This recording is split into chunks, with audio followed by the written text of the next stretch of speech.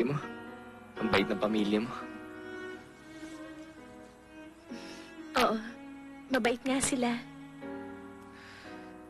Masaya kapag tinatanggap ka. Lalaki ka pa, ha? Okay?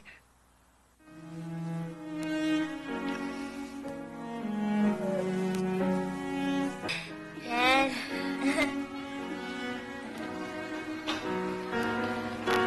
Hawakan mo to. Ano? Okay. Okay. Naku, sorry Salamat. Walang problema. Papunta kami ron.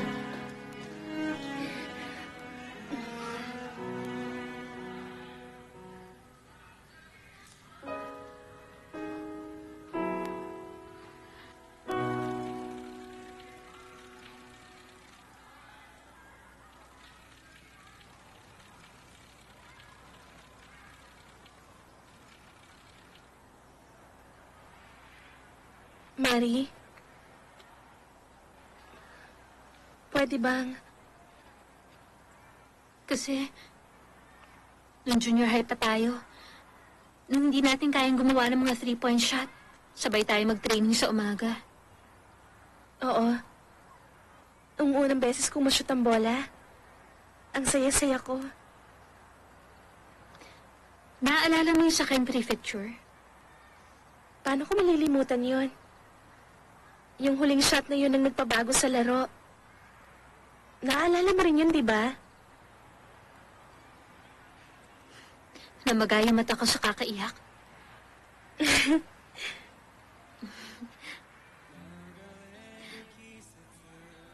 Ako, nung junior high ako, hindi ako nag-quit sa team dahil sa'yo. Ha? Hindi ko pa nga kasundo yung ibang senpai, di ba? Pero dahil kasama kita sa basketball team, natiis ko. Pero ngayon parang nasa nakaraan na yun. Hindi. Nung malaman ko na magkikwit ka, parang bumigat ang puso ko. Kaya may nasabi tuloy ako. Sorry. Ako rin naman eh. Sorry. Aya, kahit wala ka na sa team, friends pa rin tayo Walang iwanan. Siyempre walang iwanan.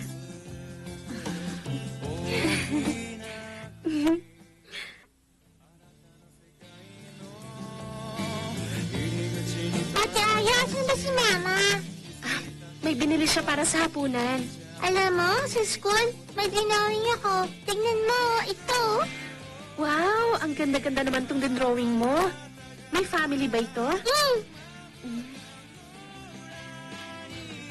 Asan ba yung tape?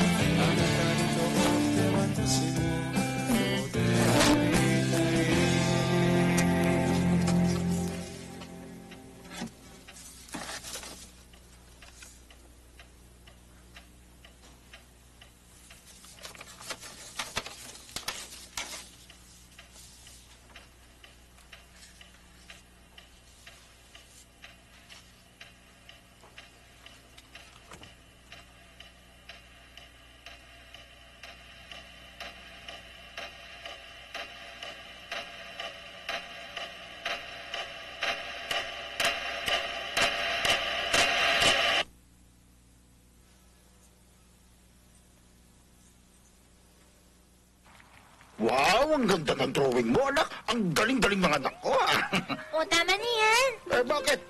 Sense ang important sa ganyan. Tignan mo, kayong dalawa na rin ka, ha? Minanan niyo ang sense ko sa drawing, di ba? Hindi ako gumaling dahil sa inyo eh. Naku, ayaw na pang aminin. Aminin mo na. Kain na. Ano ba, ayusin mo kami? Ayusin mo naman, anak. Anak, anong problema? Para kasi may iniisip ka. Wala po, Ma. Oh, Papa. Kaya na. Pahingin na yung sa kasada.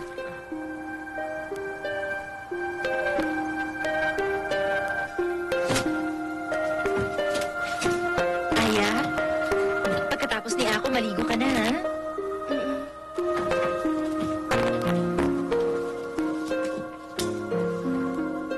Papa, ito, siya. Ah, salamat.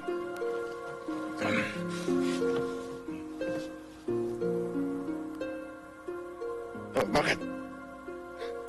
Aya? Lilipat po ba ako ng school? Nakita ko po yung pamphlet.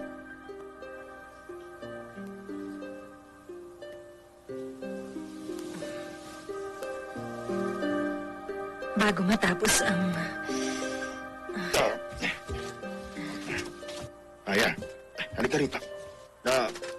Nung una kasi, gusto naming pag-usapan yan. Kasama ka. Diyan. Yan. Nirecommend ni Dr. Mizo na yun. Sa isang pasyente niya na may kaparehong sakit mo. Mas matanda lang siya ng 1 taon. Pero ang tibay ng loob niya.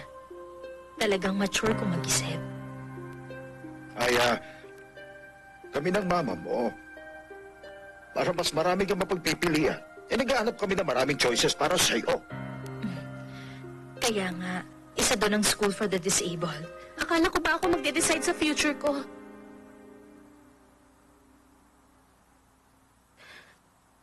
Dahil sa sakit na ito, wala akong napagpilian kundi ang huminto sa pagbabasketball. Sa ibang bagay. Nakita niyo naman ang dami ko nang hindi na pwedeng gawin. Pero wala akong magawa eh.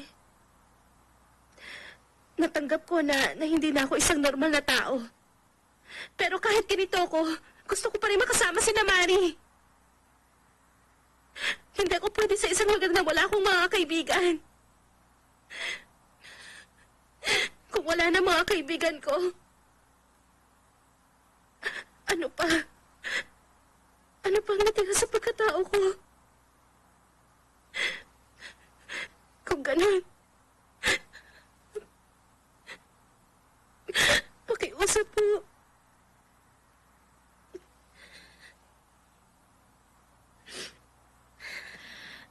Naiintindihan ko.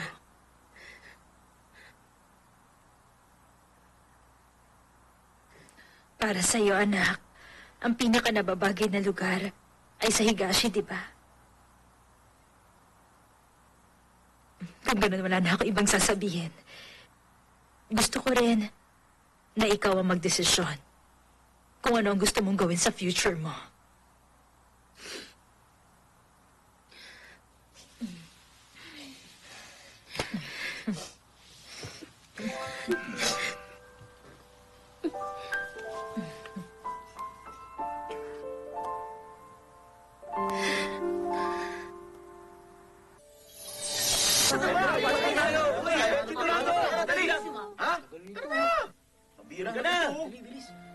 O ako, ikaw nang bahala ha. Susunod ako dito pagkatapos ng PTA meeting. Sige, Ma.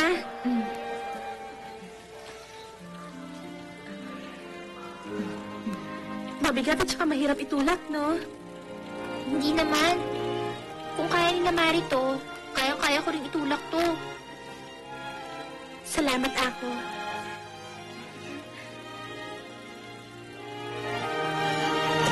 Okay. Aya! Ang tagal mo. Pasensya na, ha? Eto. Meron kaming lahat nito.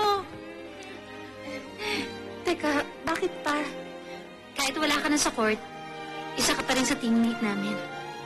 Ipapanalo namin to para sa'yo.